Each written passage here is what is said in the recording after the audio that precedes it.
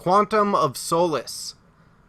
This is the second James Bond film in the Daniel Craig series of James Bonds, and it actually takes place, it's set to take place 1 hour after Casino Royale. Now, I don't know if I'm just super nitpicky or what, but somehow James Bond, after he's kidnapped Mr. White from Casino Royale, they must stop at the mall or something and decide to get a complete wardrobe change because James Bond is wearing a completely different suit and undershirt, which I noticed right off the bat, going from Casino Royale to Quantum of Solace, as well as Mr. White. So I guess he shot Mr. White in the leg, kidnapped him, and then stopped by the mall, bought him some new clothes before taking him in. This film is directed by Marc Forster, and not Martin Campbell, who did the original Casino Royale. So I don't know if that has something to do with it, but you would think, jumping supposedly 1 hour ahead, that you're going to take account to what they're wearing and try to at least match it as much as possible. Now, do you guys remember in Casino Royale, one of the opening scenes is a crazy parkour scene where he's chasing down the bad guy? Awesome! Then you should just remember that and forget this sad attempt to copy the exact same scene.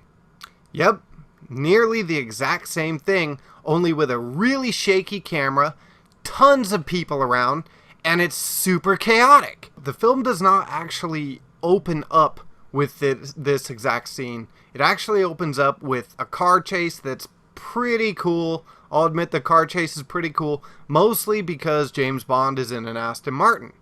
But again, there's the shaky camera. It's hard to focus on what you're watching. I don't know if it's a personal preference or if you guys all feel like this, but it was too chaotic. I couldn't focus on what was happening.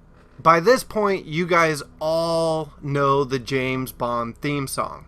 Everybody knows it, right? Well, apparently the only people who don't know it are whoever had anything to do with music during the opening title sequence of the movie. I swear to God, I don't know what they were thinking. It was like cheesy porn music or something, and it was way too long. Way too long. I'm like, dude, come on, guys. It's been like a 2-minute, 3-minute intro, and you're just watching. The movie hasn't started. There's no anything. You're just waiting for the title to happen.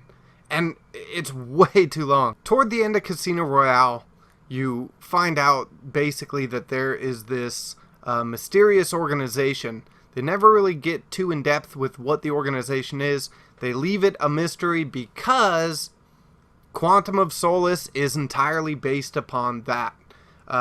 James Bond is trying to uncover this organization that has seemed to infiltrate basically every structure that there is, including themselves. So he can't really trust anyone. He doesn't know what's going on. He's just trying to figure out what these people are trying to do and what this organization is really trying to do with all this money and why it's such a giant organization.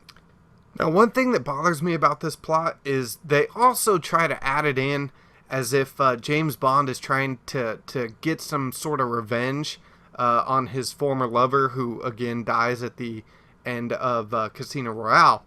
But if you remember correctly, when he was on the phone, he didn't seem to care too much that she was dead. In fact, that's what kind of showed that he turned into James Bond. He says, the bitch is dead. He doesn't seem to care. There's no crying, no emotion. And yet, all of a sudden, throughout this whole movie, he suddenly cares. Somehow, James Bond goes from espionage, almost assassin-like, really slick, to almost jumping out of one of the Bourne movies. It's like, in this, they tried to just forget everything they knew about James Bond, and they almost just said, alright, let's make an action movie. So I guess between that 1 hour from the last film to this film that supposedly took place between the two, he's also gone out and learned how to fly a plane, drive a boat. It gets ridiculous. The villain in this movie is played by Mathieu Amalric.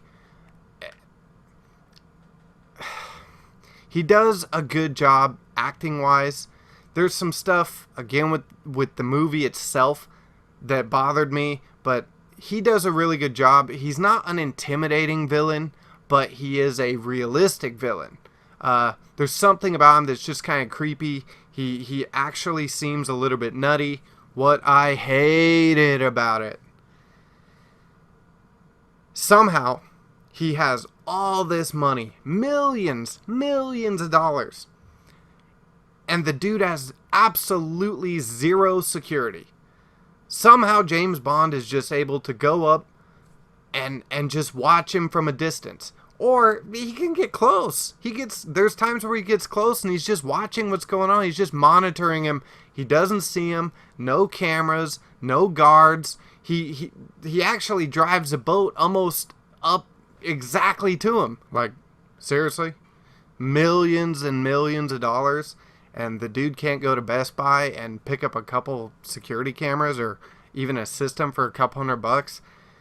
And not only that, he can't fortify his area. He can't put up even a gate, something. I know it sounds like I'm harping and kind of hating on this movie. I'm really not. I just had such high expectations after Casino Royale, which was phenomenal. And then this was like, it's not a bad movie. It's just not what it should have been or what it could have been. But maybe for someone who doesn't care about it being precisely to a James Bond movie, they might like it. If you like the Jason Bourne movies, you might like it. But me personally, I had such high expectations again that I was expecting a little bit more. Not trying to be biased about it, but I'm trying to be realistic about it. And when the previous one, which I know was a different director, but it was so good, you have to come in and you have to kill it. You have to kill the movie. So for all these reasons, I have to give this movie a 6 out of 10. I don't know if maybe I was just expecting too much. Let me know what you guys thought about it, if I'm being maybe too harsh on it. Leave some comments, and please remember, if you do like my reviews, remember to subscribe. Thank you guys.